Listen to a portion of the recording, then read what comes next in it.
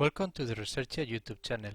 My name is Jorge and what you're seeing now is the flow around a cylinder. In this video I will explain how to implement the analytical solution for finding this flow.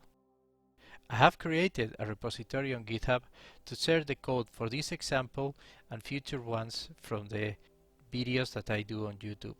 You will find the link in the description below. Now the first thing is to create a small package for it. If you don't know how to create packages to store your models, you right click, select new Modelica class and select package instead of model.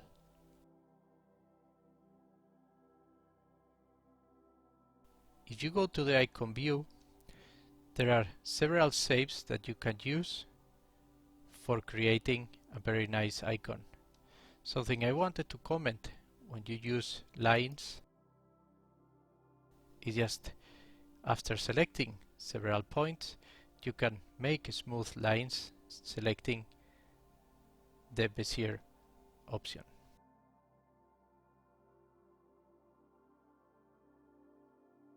Now we need to create a model for the velocity field around the cylinder. In this case, it is the cylinder, its shape, what disturbs the flow.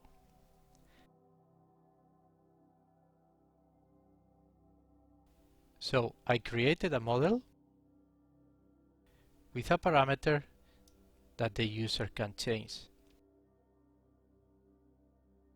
Then I added a visualizer that you can find inside the Mechanics Multibody Visualizers Advanced Package. There are several shapes that you can use. The default one is box, so we need to change it to cylinder. Then we are giving some depth to the cylinder in the direction of the minus Z axis. Then I made the cylinder way longer than its radius, and we just add the parameters like this.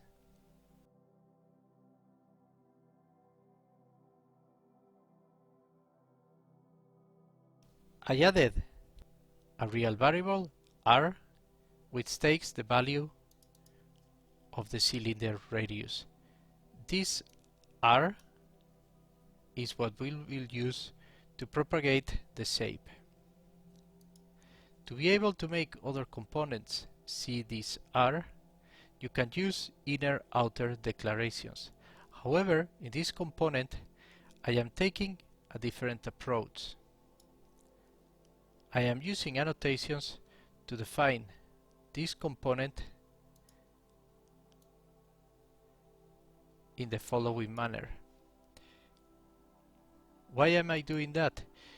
Because if you go to the multibody library and open the world component,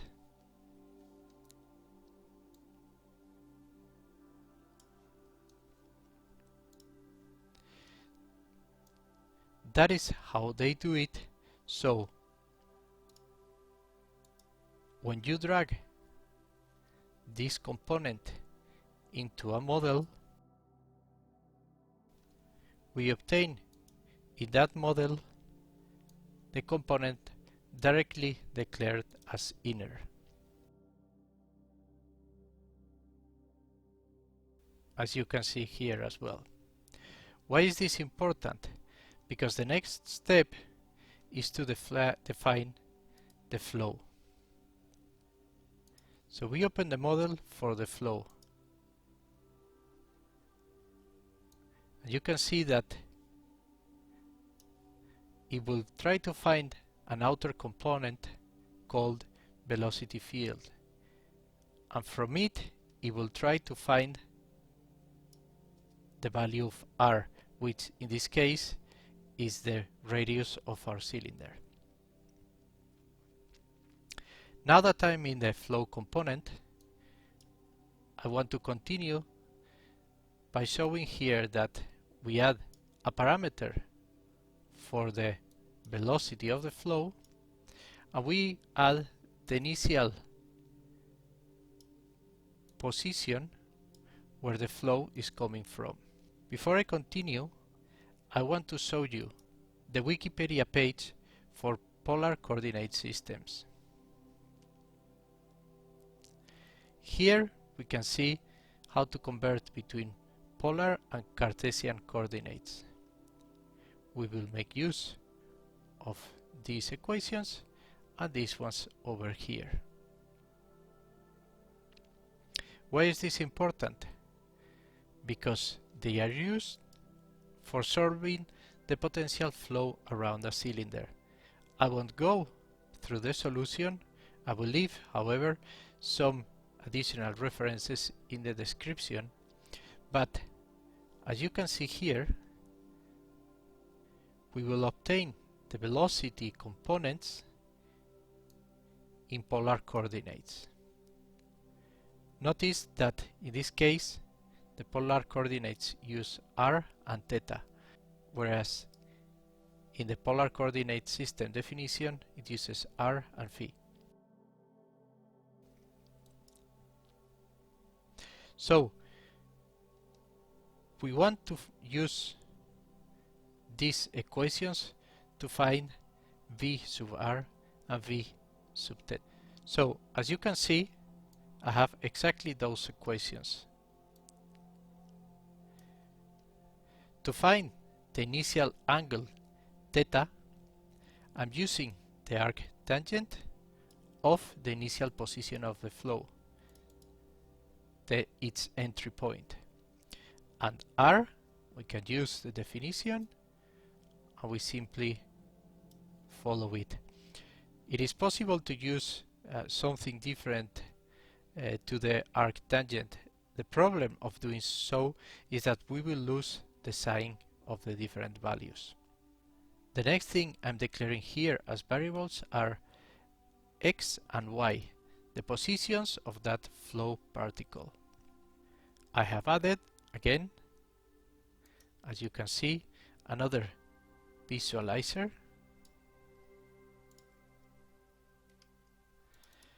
In this case, I'm using a sphere shape. The position of the visualizer is not going to be static. It will follow the x and y position of the flow particle that we are taking directly from the model. And then for the visual object, I added just a small value to be able to see it. Here we can define the color. It follows RGB, so the last value makes the value completely blue.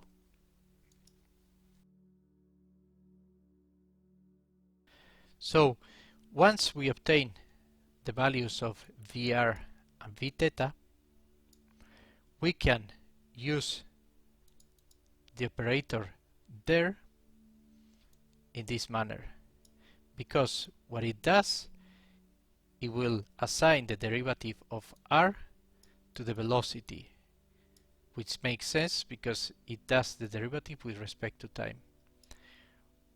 When Modelica solves it, it will also solve as an equation the numerical integration to obtain the value of r, changing with time.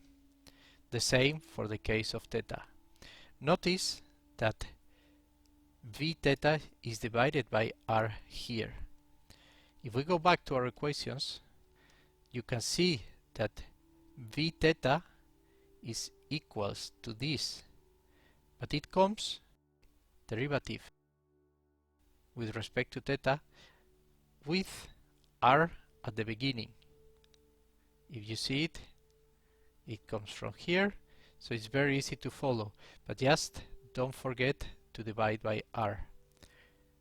And then once we obtain the numerical values integrated with respect to time, then we can use the definition of polar coordinates to obtain x and y.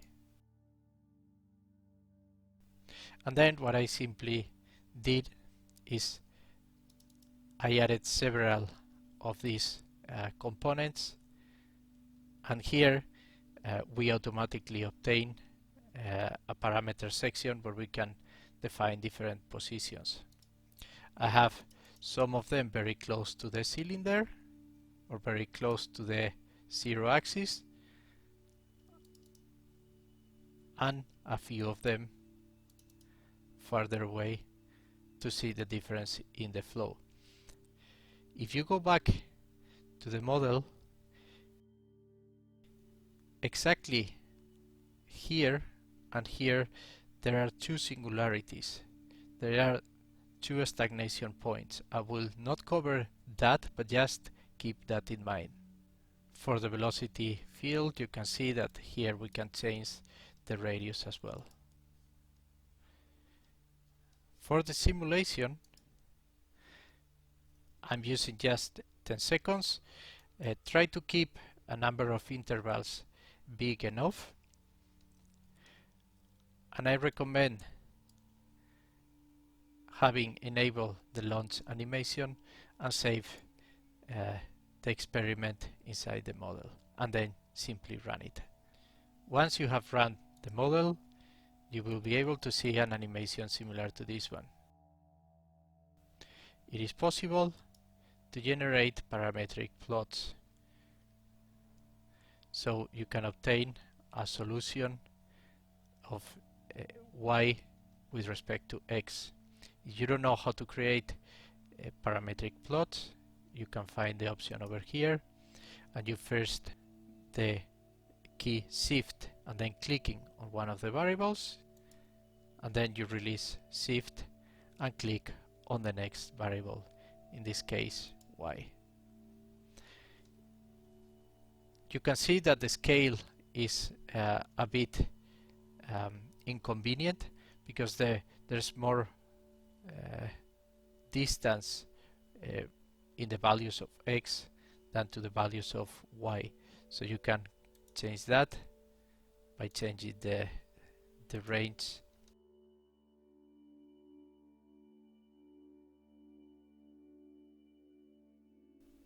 And you can see that the plot looks quite better. Now that we have obtained the parametric plot, we can go and do some search to try to find flows around cylinders. And you can see there's a lot of results around the internet. This is the most simple case, and you can see that our solution is quite similar, but the flow around a cylinder, it's actually very complex because there's a lot of structures that appear depending on the velocity, and it's very difficult to obtain all of them. In this case, the Karman vortex sheet. So I just want to do one last mention, and it's regarding the use of inner and outer.